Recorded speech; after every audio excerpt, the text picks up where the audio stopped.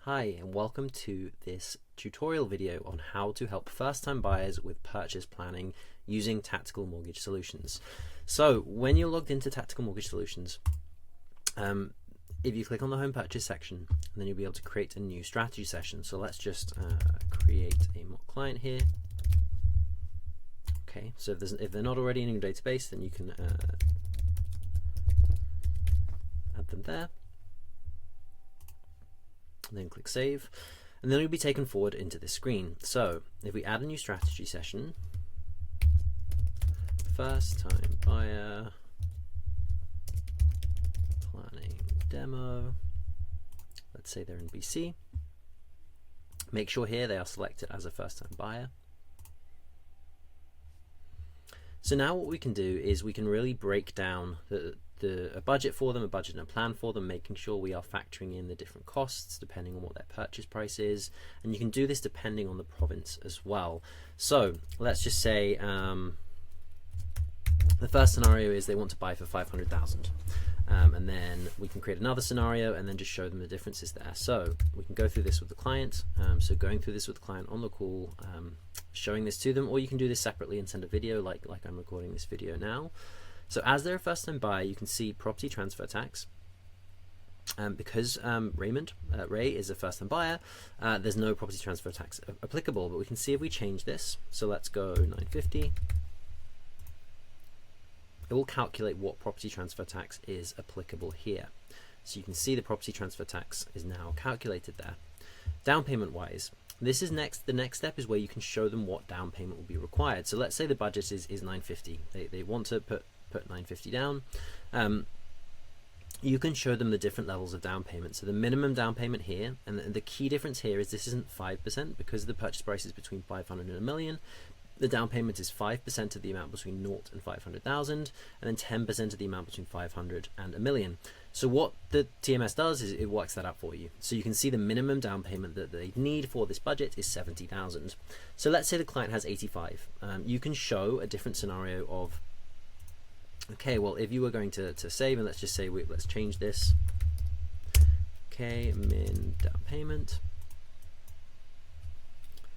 Okay, and then let's say this is 900k, 10% down payment. So if we scroll down here, let's say they have 85,000, or what they want to put down, or let's say they have more. They have 95, or they're close to this amount. You can show them a side-by-side comparison and just say, you know, here is the difference in the insurance premiums that you pay at different down payment levels. So if you're close to getting to that 10%, it may be worth putting that down, because you can see here the insurance premium on top of the mortgage drops to 3.1% of the mortgage amount rather than 4% of the mortgage amount, which is the case when you have less than 10% down payment. And you can really show them the differences here as well. Let's say there's a scenario where, you know, potentially they can get a gift. They've been exploring that option. You can show them, okay, well, if you're able to get that, or if you're able to find those funds from family or parents, you would save 26,000 from 10% and 35,000 from putting less than 10% down, just from the insurance premium as well. So you can do a bit of a side-by-side comparison and just help them really break down how do those down payment requirements look side by side. So appraisal costs. If the client's insured, it's less likely they'll need an appraisal, so you can leave that blank, or let's just put it in internal appraisal fee just in case. And then you can budget. Let's budget for an appraisal for if they have 20% down payment. Legal cost, we can put that in there as well. Property tax adjustment, so their portion of the year's property taxes, let's just say $500. And then let's say they want a home inspection as well, so we'll put that in as $650 as well. So what we're really doing at this stage is breaking down a budget for their purchase, and we're showing them different scenarios depending on how much they want to put down, what their mortgage would be as well. So especially for first-time buyers, it can really show you the difference between different types of properties. So let's say we switch this to a new home. What difference does that make? So you can see here we added the GST here, and let's change the purchase price. Let's change that to 750. And you can see that drops the property transfer tax right down. So what this tool can do is really just help you budget and plan depending on those different scenarios, and really show clients different options that may work best for them. So let's say the scenario where we were discussing earlier, where the client has around 85,000. You know, if they were to purchase, reduce their purchase price, purchase a new property, then they'd be able to make that with the 10%. The mortgage amount would be less, even though they're having the insurance premium here. And they're saving $12,000 on the property transfer tax. So you can see a bit of a breakdown here. So minimum down payment, let's say this is a new property with 10%. And then this is with 20%, just showing them the impact if they could get to 20% without the insurance premium.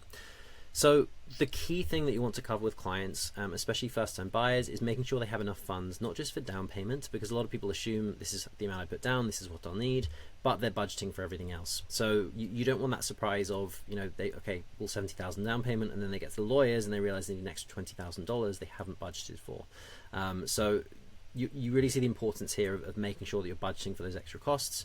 In BC, property transfer tax is a significant one. There's other taxes depending on what province you're buying in that are built into the system as well. So it really helps making sure you're factoring in those taxes, and also you can just budget for any appraisal, legal, anything like that as well. So the clients really know as close as possible to what budget they need for total funds.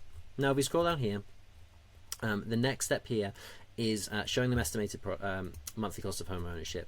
So just for now, let's say their rate is in the mid 4s.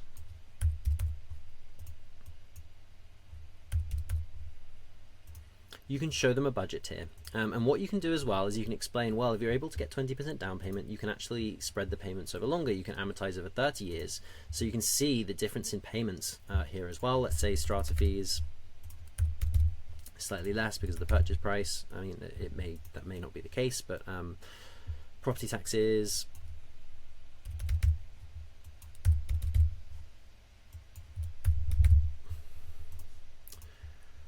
and then at this early stage you can really just budget and show a client, okay, well, with these different scenarios, this is how things would look, you know, cash flow wise. I mean, are you able to make payments of $6,000 a month? Or if you're able to get the extra down payment, then you can see that the payments are lower around the $4,650, or if you reduce your budget, the payments are significantly lower as well. So you can really help them strategize and plan, and at this first stage, really show them, go through a proper budget and a plan for a first-time buyer.